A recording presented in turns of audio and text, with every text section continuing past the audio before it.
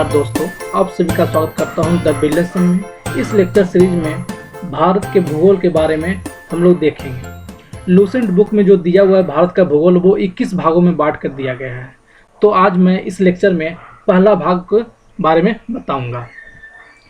तो पहले भाग के बारे में बताने से पहले कुछ बेसिक जानकारी हम लोग को भूगोल के बारे में जाननी होगी। जो देखते हैं, हम लोग जानते हैं कि पृथ्वी जो है वो गोलाकार आकार में है।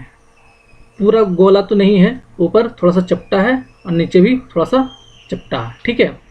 यानी एक संतरे के रूप में कह सकते हैं कि ये पृथ्वी है। तो ये उसे कहते हैं नॉर्थ पोल यानी उत्तरी ध्रुव, और नीचे साउथ को कहते हैं साउथ पोल दक्षिणी ध्रुव। नॉर्थ पोल और साउथ पोल को जो एक रेखा अगर मिला दिया जाए, ठीक है, और इसे बीचों बीच मिला दिया जाए, यानी कि पश्चिम को पूरब से मिला दिया जाए, एक काल्पनिक रेखा अगर खींचा जाए ऊपर से नीचे, तो पृथ्वी को 4 भागों में बांट दिया जाता है, ठीक है। तो हमारा जो भारत है वो कहाँ है? वो इस एरिया में है, यानी कि वो नॉर्थ में है और ईस्ट में है, और कब है? उत्तरी गोलार्ध में है, ठीक है। यानी कि ये जो 2 भागों में बांटे हैं, आधा ऊपर और आधा नीचे, ये उत्तरी गोलार्ध हो गया, ये दक्षिणी गोलार्ध हो गया। तो उत्तरी गोलार्ध में नॉर्थ ईस्ट भाग में हमारा भारत है। इतना क्लियर हो गया। अब ध्यान देते हैं, पृथ्वी अगर गोल है तो बीचों बीच जो रेखा मिलाते हैं, ठीक है, उसे कहते हैं विषुवत रेखा, इक्वेटर कहते हैं। वही दिया हुआ है यहाँ, देखिए। तो इक्वेटर को 0 डिग्री मान लिया जाता है, और 0 डिग्री से लेके नॉर्थ की ओर जाएंगे और ऐसे लाइन खींचते जाएंगे। ये लाइन पृथ्वी पे एक्चुअल है नहीं, इसे काल्पनिक पेपर पे या मैप में खींचा जाता है। इस रेखा को कहते हैं अक्षांश रेखा, ठीक है, ओके। और ये रेखा अगर ऊपर जाते रहता है तो नॉर्थ पोल में ये रेखा एक पॉइंट के रूप में हो जाता है, और साउथ में भी पॉइंट के रूप में हो जाता है। तो 0 डिग्री से स्टार्ट करते हैं, तो 0 डिग्री 1 2 3 4 इस तरह से बढ़ते रहेगा। इधर भी जाएगा 1 2 3 4 5 चलते रहेगा, ओके। अब ध्यान दीजिए, ये तो हुआ अक्षांश रेखा, ठीक है, इस तरह से। और अगर पृथ्वी को नॉर्थ पोल से साउथ पोल की ओर मिलाते हैं तो ये भी एक रेखा बनते जाएगा इधर से, ठीक है, ओके। इसे कहते हैं देशांतर रेखा। क्या कहते हैं? देशांतर रेखा। और ये इस तरह से बनेगा। तो ये बीचों बीच जो रेखा है, ठीक है, इसके अगर ईस्ट में जाते हैं तो पूर्वी देशांतर रेखा, अगर वेस्ट में जाते हैं तो पश्चिमी देशांतर रेखा कहलाते हैं, ठीक है। इतना ध्यान रखिएगा, ओके। तो हम लोग समझ लिए कि हमारा भारत कहाँ है? नॉर्थ ईस्ट हेमिस्फीयर में, ठीक है, हेमिस्फीयर में। ये ध्यान रखिए कि इक्वेटर हमारे भारत को नहीं कट करता है, वो नीचे से गुजर जाता है। हाँ, ट्रॉपिक ऑफ कैंसर, जिसे कर्क रेखा कहते हैं, वो भारत को डिवाइड करता है 8 राज्य को, 8 राज्य को डिवाइड करता है। कौन कौन सा राज्य को, वो आगे देखेंगे, ठीक है। तो 30 डिग्री ऊपर जो रेखा है उसे कहते हैं कर्क रेखा, कर्क रेखा, ओके। 30 डिग्री अगर साउथ में जाते हैं, इक्वेटर से 30 डिग्री अगर साउथ में जाते हैं तो उसे कहते हैं मकर रेखा।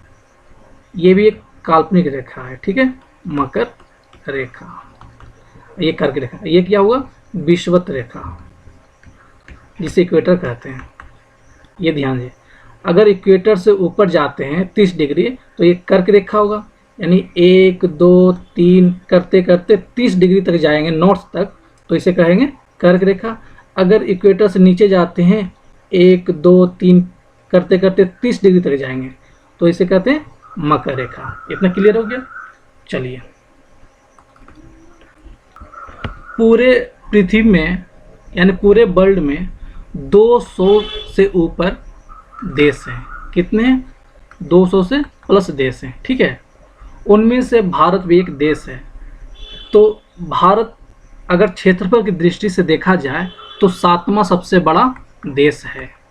कौन सा? 7वां सबसे बड़ा, यानी 6 देश जो और हैं वो उससे बड़े हैं। तो कौन कौन से देश इससे बड़े हैं वो देखते हैं। तो लूसेंट में जो दिया हुआ है सबसे बड़ा देश कौन सा है? रसिया। ये रसिया है आपका, ये ऊपर, वो भी एशिया में आता है, ठीक है। ये रसिया है, नंबर 1 पे आता है। दूसरा कौन सा आता है? हमारा कनाडा। ये हमारा कनाडा है, ये वाला कनाडा, ठीक है, ये कनाडा है, ये दूसरा नंबर पे आता है। तीसरे पे कौन सा आता है? चाइना यानी चीन, ये चाइना है, ये तीसरे नंबर पे आता है, ध्यान दीजिएगा, ठीक है। चौथे पे कौन सा आता है? यूएसए यानी कि अमेरिका, ये 4 नंबर पे है, 4 पे। ध्यान दीजिए कि थोड़ा सा भाग इधर छूटा हुआ है, ये भी, इसे अलास्का कहते हैं। क्या कहते हैं? अलास्का। ये भी अमेरिका का ही पार्ट है, ठीक है, ध्यान दीजिएगा। तो 4 नंबर पे कौन सा है? यूएसए है। 5वें नंबर पर क्या है? ब्राज़ील। ब्राज़ील है साउथ अमेरिका में, ये है हमारा ब्राज़ील, ठीक है, ये है 5वें नंबर पे। 6ठे नंबर पे कौन सा है? ऑस्ट्रेलिया, ये ऑस्ट्रेलिया है, ओके, ये 6ठे नंबर पे। और हमारा भारत जो बच गया वो 7वें नंबर पे। यही बताया हूँ कि 7वां सबसे बड़ा देश हमारा है, ठीक है। तो इसे रटना नहीं है, मैप के द्वारा समझना है कि 7वां सबसे बड़ा देश है हमारा भारत क्षेत्रफल की दृष्टि से।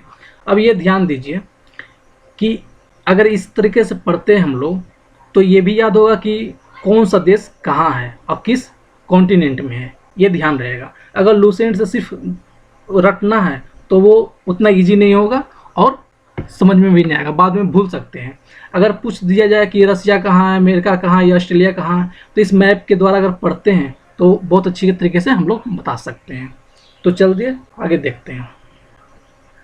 दोस्तों, पृथ्वी जितनी बड़ी है और जितने भी स्थल क्षेत्र हैं पृथ्वी के ऊपर, ठीक है, अगर 100% स्थल क्षेत्र हैं, 100% अगर स्थल क्षेत्र हैं तो भारत का कितना हिस्सा उसके स्थल में आता है?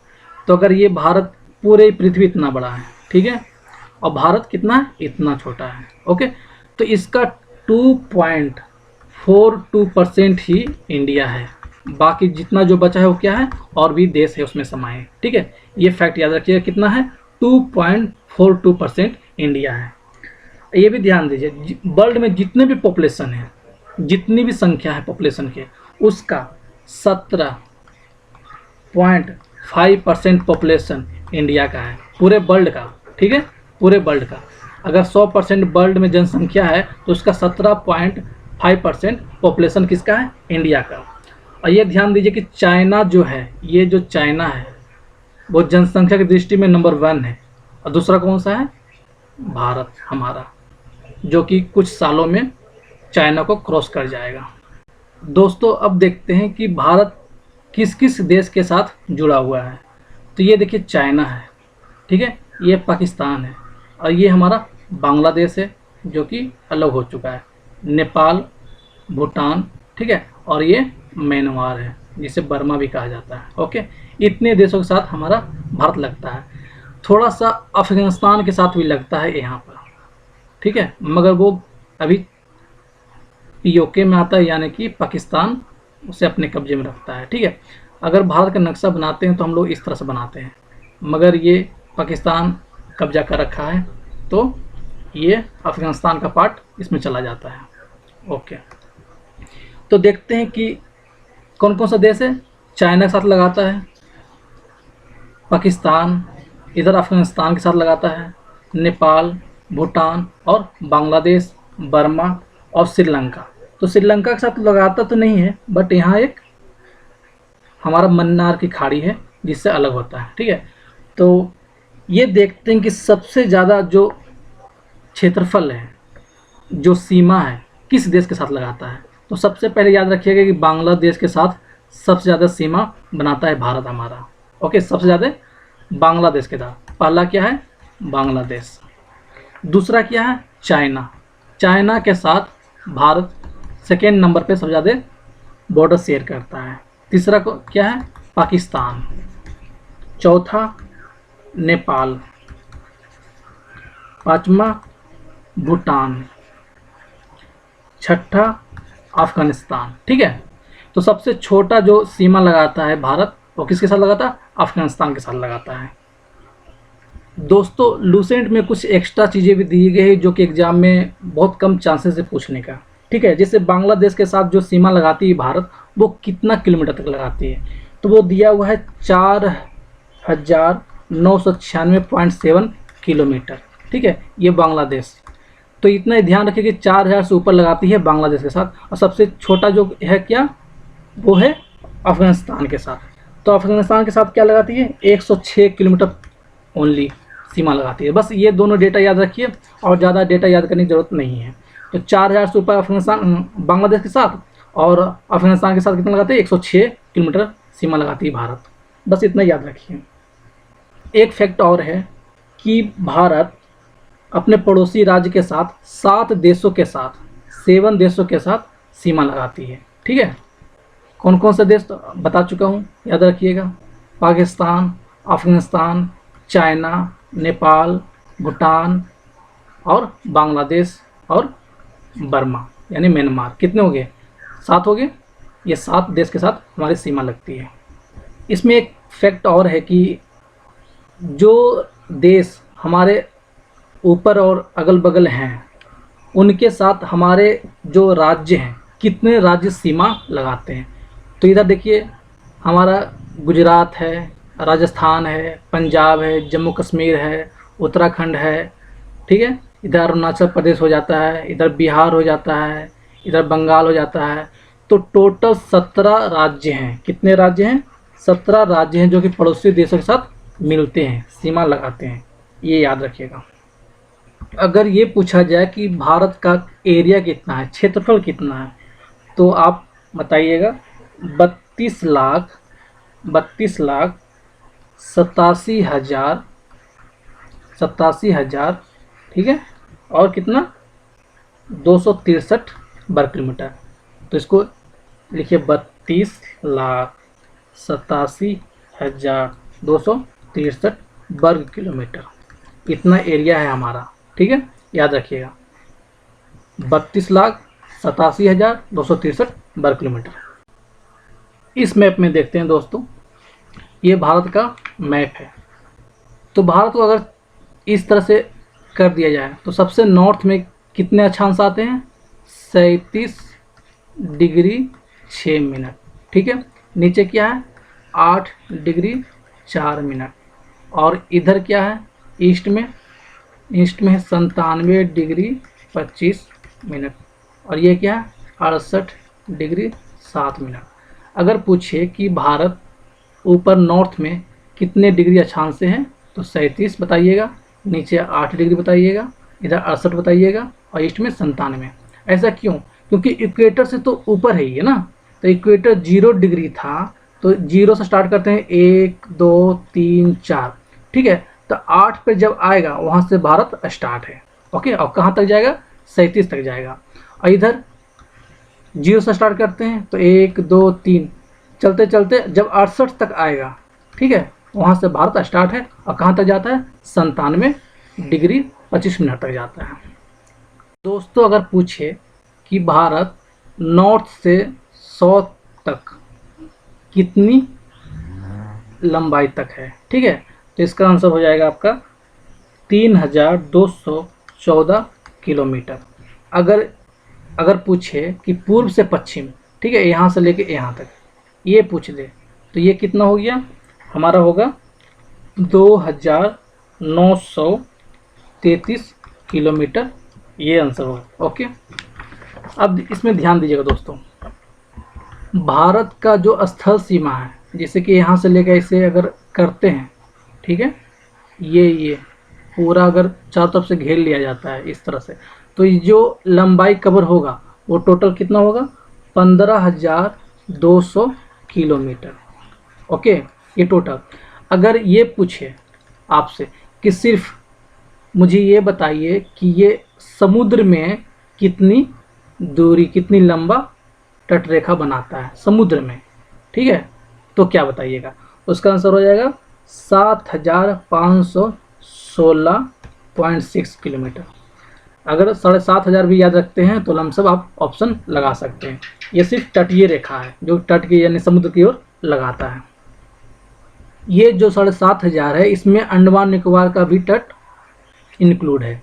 अगर इसे हटा दिया जाए, इस अंडमान निकोबार अगर हटा दिया जाए तो बच जाएगा कितना, 6100 किलोमीटर। ठीक है, मगर आप मेन रूप से ये याद रखिएगा, ये क्वेश्चन ज़्यादा आता है। इसमें ध्यान दीजिएगा दोस्तों, जो भारत का सबसे दक्षिण पॉइंट है उसे कहते हैं क्या, इंदिरा पॉइंट। क्या कहते हैं, इंदिरा पॉइंट। इंदिरा पॉइंट याद रखिएगा, इंदिरा पॉइंट। और सबसे नॉर्थ में क्या है, Indira call. Indira call, okay. और ईस्ट और वेस्ट में, यानी ईस्ट में कौन सा है, इसे कहते हैं बलांगू, जो कि अरुणाचल प्रदेश में है। और इसे क्या कहते हैं वेस्ट में, सर क्रीक, जो कि गुजरात में है। अगर कोई पूछे कि भारत और पाकिस्तान में जो समुद्र में जो रेखा जो दोनों को अलग करती है वो सर क्रीक रेखा है। ठीक है, तो इसका लास्ट पॉइंट भी क्या हो गया, सर क्रीक। इंदिरा कॉल उत्तर में, दक्षिण में इंदिरा पॉइंट, और बलांगू है अरुणाचल प्रदेश में। दरअसल इंदिरा पॉइंट कन्याकुमारी में नहीं है दोस्तों, ये अंडमान निकोबार जो है वो भी भारत का हिस्सा है। इसका जो अंडमान निकोबार है वो और इससे नीचे है, यानी कि इंदिरा पॉइंट आपका यहाँ होगा। ठीक है दोस्तों, भारत और पाकिस्तान के बीच में जो रेखा है उसे रेड क्लिफ रेखा कहते हैं। क्या कहते हैं, रेड क्लिफ रेखा, रेड क्लिफ रेखा। ठीक है, ओके। अब भारत और अफगानिस्तान के बीच में जो रेखा है उसे क्या कहते हैं, डूरंड रेखा। क्या कहते हैं, डूरंड रेखा, ओके।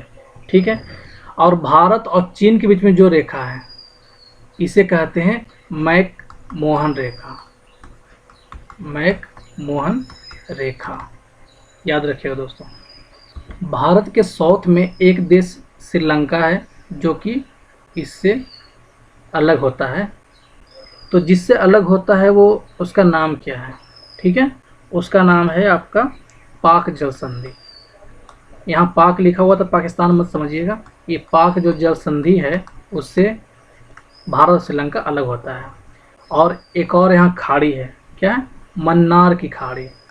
ये भी याद रखिएगा कि मन्नार की खाड़ी किसके किसके बीच में है, तो भारत और श्रीलंका के बीच में है।